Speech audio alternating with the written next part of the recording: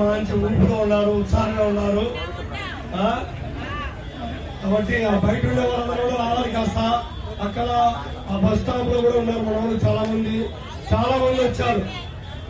ఇంతకంటే డబ్బులు వచ్చారు, కానీ అందరూ కూడా ఇక్కడ కూర్చోలేకపోతున్నారు. దయచేసి అందరు రావాలి. సోదరి సోదరులారా, ఇప్పటి వరకు కూడా మీకు నాయకులు అనేక విషయాలు చెప్పారు. మరి ఇక ఏమి చెప్పేదేమి లేదు. మరి తాడో పేడో తెలుసుకోవడానికి మనమందరం కూడా సిద్ధంగా ఉన్నాము. సిద్ధమే కదా?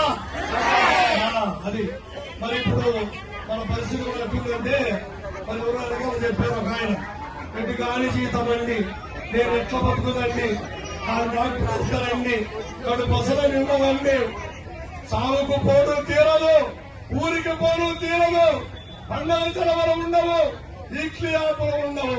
ఊరికి పోవాలి సారు అంటే సెలవిమ్మని అడగబోతే ఉండు లేకుంటే ఊడబీపుతానంటాడు, ఉండు లేకపోతే ఊడబీపుతానంటాడు.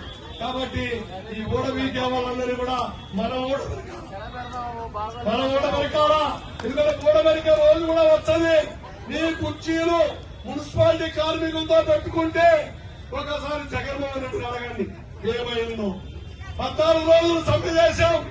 14 రోజులు మున్సిపాలిటీలో తట్ట బుట్ట పార తట్ట అన్ని కింద చేశాం. 14 రోజుల్లో ఆయన పట్టించుకోకుండా మరి పట్టించుకోకపోతే ఆయన ఏమైనాడు. ఈ రోజు ఆయన కుర్చీనే ఊడిపోయింది. అయినా చంద్రబాబు నాయుడు నేను చెప్తున్నాం, ఈరోజు ఈ మున్సిపాలిటీ కార్మికులను పట్టించుకోకపోతే ఈ రాష్ట్రం అంతా కూడా మేము తలుచుకుంటే వారం రోజులు కాదు, ఒక్క 3 రోజులు చాలు నీ రాష్ట్రం అంతా కంపు కొడుతుంది. కంపు కొట్టడానికి నువ్వు సిద్ధంగా ఉన్నావా, లేకపోతే మా సమస్యలు పరిష్కారం చేస్తావా అని చెప్పేసి అడగడానికి వచ్చాం. మిత్రులారా, మనము వారు ఈరోజు అనేక వాగ్దానాలు చెప్పారు.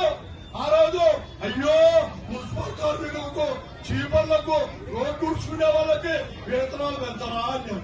నువ్వు వచ్చి 2 ఏళ్ళు అయిందే పెద్ద మనిషి. ఈ 2 ఏళ్ల లోపల మున్సిపాలిటీ కార్మికులకు ఏం పెంచావయ్యా? ఏం పెంచావు? మీ కొడుకు ఈ రోజు లోకేష్ నాయుడు ఇదే చలలో ఉండి 1,00,000 ఉద్యోగాలు సృష్టిస్తామన్నాడు. మరోసారి 1,00,000 ఉద్యోగాలు ఉంటాయా బాబు? 1,00,000 ఉద్యోగాలు మాకొద్దు. మాలో మున్సిపాలిటీ వాళ్ళు చనిపోయినటువంటి వాళ్ళ కుటుంబాలకు ఉద్యోగాలు ఇవ్వండి చాలు. మాలో ఖాళీగా ఉండేటువంటి పోస్ట్ ఫిలప్ చేయండి చాలు. మరి ప్రధానమంత్రి ఆయన ఒక మాట చెప్పారు, మున్సిపాలిటీ కార్మికుల కాళ్ళు కడిగి నెత్తిన చదువుకుంటే కానీ మనకు పుణ్యం వస్తుంది. ఎందుకంటే కాలంలో స్కిల్డ్ తీయాలంటే మనం తీర్చామా? మున్సిపల్ కార్మికులే కదా. మలమూత్రాలు చేతులతో ఎత్తుతున్నామంటే మున్సిపల్ కార్మికుల పుణ్యమే కదా అని రంగరాజు మాటలు మాట్లాడి, మరి ఇంకా రంగరాజు మాటలు మీరు మాట్లాడితే మరి రంగరాజు మాటలకు ఉందని అర్థం ఉందా? ఏమయ్యా, ఈ రోజు మున్సిపాలిటీ కార్మికులు తినక మరి అర్ధరాత్రి మనం వస్తారు 5 గంటలకు పోయి పనిచేసి రోడ్లన్నీ ఊడ్చి ఇంటికి పోతే లేదు, తిండి లేదు. మరి మీరు ఇచ్చే జీతం సక్రమంగా రాదు, మీరు పిఎఫ్ సక్రమంగా కట్టారు, అదేవిధంగా గ్రౌండ్ ఉండవు, అదేవిధంగా చెప్పులు ఉండవు, అదేవిధంగా కొబ్బరి నూనె ఉండదు. ఈ రోజు అనేక రకాల సమస్యలతో మున్సిపాలిటీ కార్మికులు ఈ రాష్ట్రాన్ని పనిచేస్తా ఉంటే పైవచ్చు ఈ రోజు చెప్తాను, స్వచ్ఛ ఆంధ్ర కార్పొరేషన్ స్వచ్ఛంగా ఉండాలంట. ఒక్కరంతా ఎమ్మెల్యే వచ్చినా మన పరిగెత్తా వేసుకుని ఆ రోడ్లన్నీ నీట్ గా వచ్చాం. ఆయన కారుకు ఏమాత్రం ఒక్కరంతా మురికి రాకుండా శుభ్రం చేయాలి. కానీ మున్సిపల్ కార్మికుల సమస్యలు మాత్రం పట్టించుకో. కాబట్టి ఇంకా ఓపిక లేదు. పొంగు నడుముకు చుట్టమే చెల్లమ్మ, గొడవలు చేపట్టమే చెల్లమ్మ. లేచి పదా.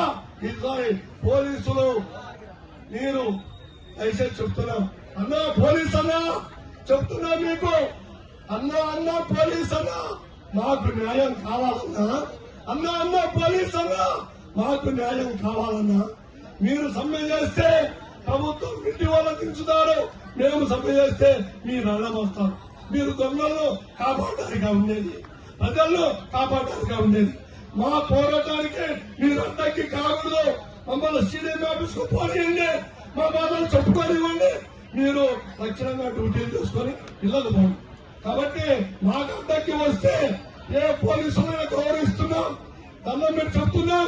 మా కడుపులో బాధ, మా ఆకలి బాధ, మా గడ్డం వస్తే మీకు మంచిగా ఉండదు. కాబట్టి మేము కొట్లాడుకోవడం ఎందుకు? మా బాధలు తీర్చడానికి మేము అడుగుతున్నాం.